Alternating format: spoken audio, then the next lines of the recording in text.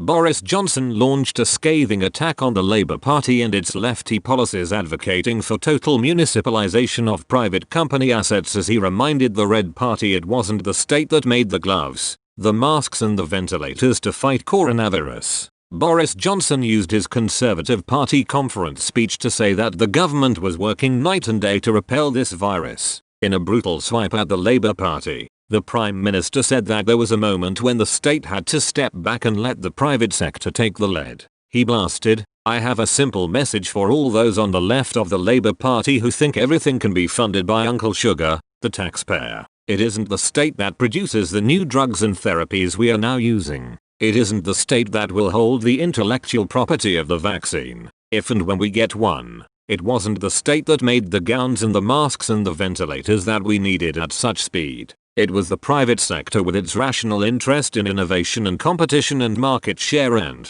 yes, sales." The Prime Minister also hit out at those on the left who he claimed want to rewrite the history of this country. In a further attack on Labour, Mr. Johnson said, "We are proud of this country's cultural history, traditions. They, literally, want to pull statues down, to rewrite the history of our country, to edit our national CV, to make it look more politically correct. We aren't embarrassed to sing old songs about how Britannia rules the waves. In fact, we are making sense of it with a conservative national shipbuilding strategy. The Conservatives will turn generation rent into generation buy," Boris Johnson pledged, as he said the party needed to fix our broken housing market. Mr. Johnson said, "We will transform the sclerotic planning system. We will make it faster and easier to build beautiful new homes without destroying the green belt or desecrating our countryside. But these reforms will take time and they are not enough on their own. We need now to take forward one of the key proposals of our manifesto of 2019,